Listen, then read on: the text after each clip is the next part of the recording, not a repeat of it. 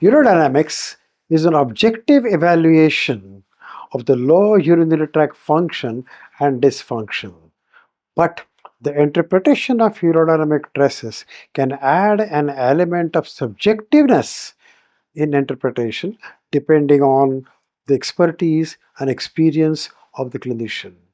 It is mandatory, therefore, that all urodynamic stresses are interpreted strictly in the background of clinical picture, and then a standard protocols must be used in the interpretation so that every urodynamic evaluation will be standard as well as relevant to the patient's needs.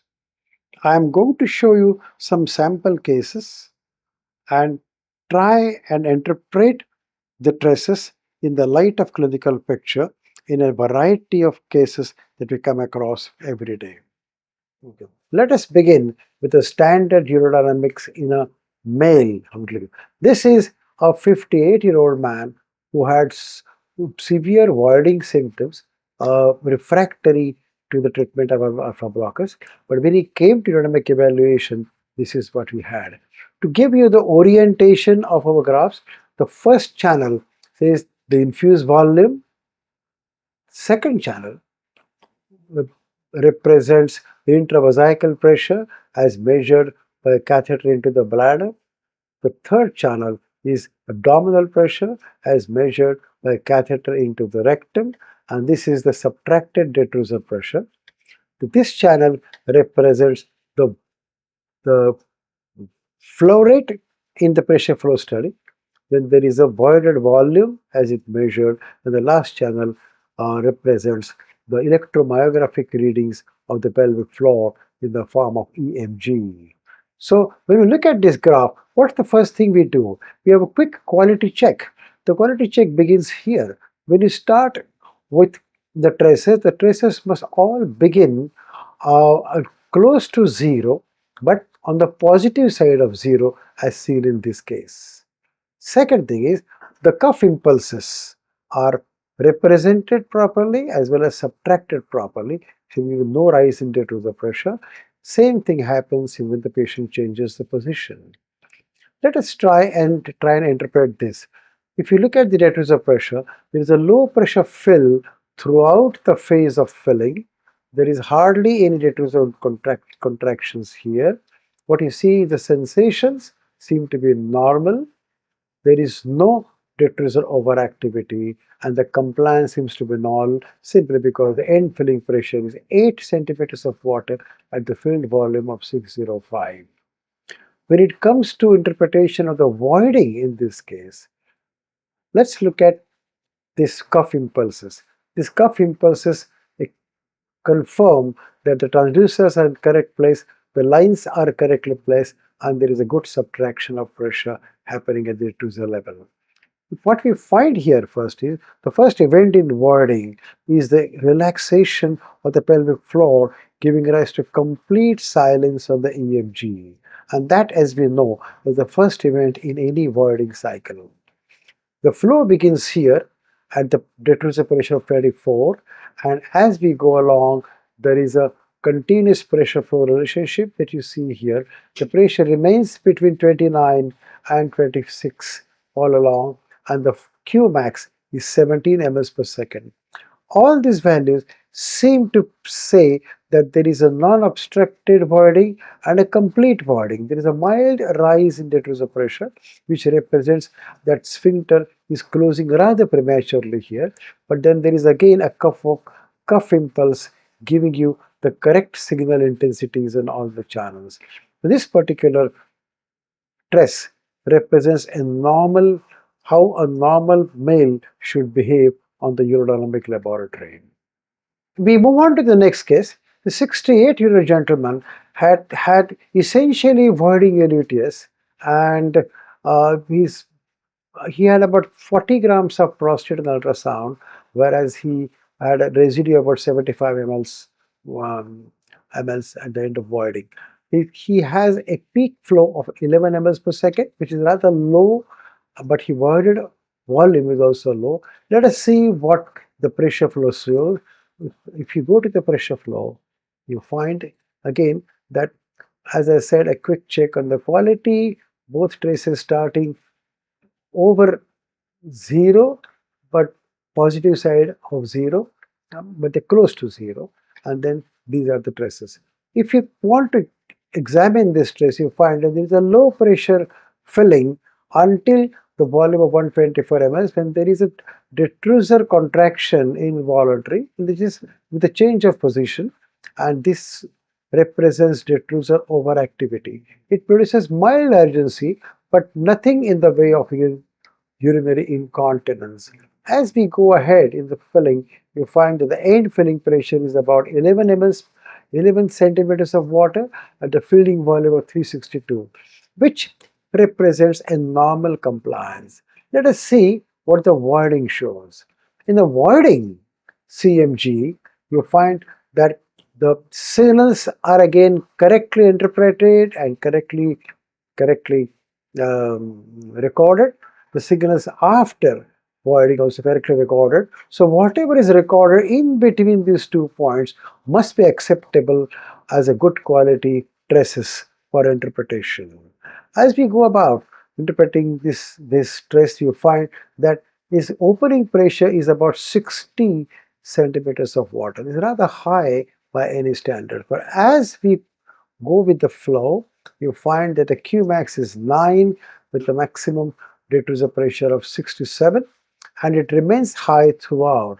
It is important to understand that pressure flow study is a continuous interactive relationship between detrusor pressure and the urinary flow rate continuously, but these two values are actually produced by force of detrusor contraction and the outlet resistance at every point of time.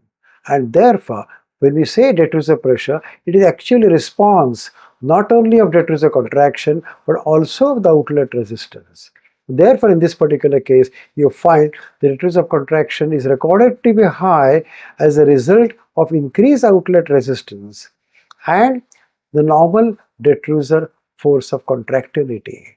And therefore, this pressure flow, which flows from 64 to about 49, falls in a high pressure and a low flow zone, and this is characteristic of bladder outlet obstruction with normal detrusor contractility. If you want to subject these values to the composite nomogram of ICS, the ICS will confirm that this falls in obstructive range. At the same time, detrusor contractility is within the normal range. This 58-year-old diabetic complained of poor urinary stream, hesitancy, and straining, particularly at the end of voiding.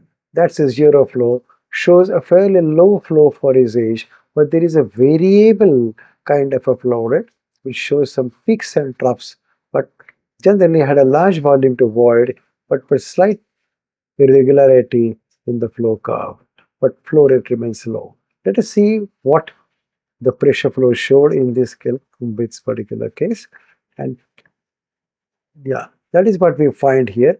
Again, quality check seems to be okay. I will start with the interpretation of the detrusor pressure. There is low pressure overactivity at the beginning of the phase, but does not produce anything more than just a mild urgency, no incontinence. And as we go ahead, the even detrusor overactivity disappears and it goes to a flow rate of 500, I mean total volume of 592 with rather delayed bladder sensation. So he has a hyposensitive, high capacity bladder, no mild overactivity, but has a normal compliance because the end filling pressure is normal. Let us interpret the voiding cycle, and a voiding cycle again, there's a cuff responses seem to be normally recorded. Let's come back here. We find that its Qmax is 11 ml per second at a pressure of 38 centimeters. You may have noticed that there is a slight fall in rectal pressure. This is because the relaxation of the pelvic floor. The fall is about 10 centimeters or so. So the recorded detrusor pressure is erroneously high by about 10 centimeters. So actual pressure may have been 10 centimeters less than that, and then there is a Qmax of this. So generally we follow that there is a fairly low flow which has not triggered a big detrusor response. The detrusor response has been also been low. Detrusor has not been produced a very high pressure.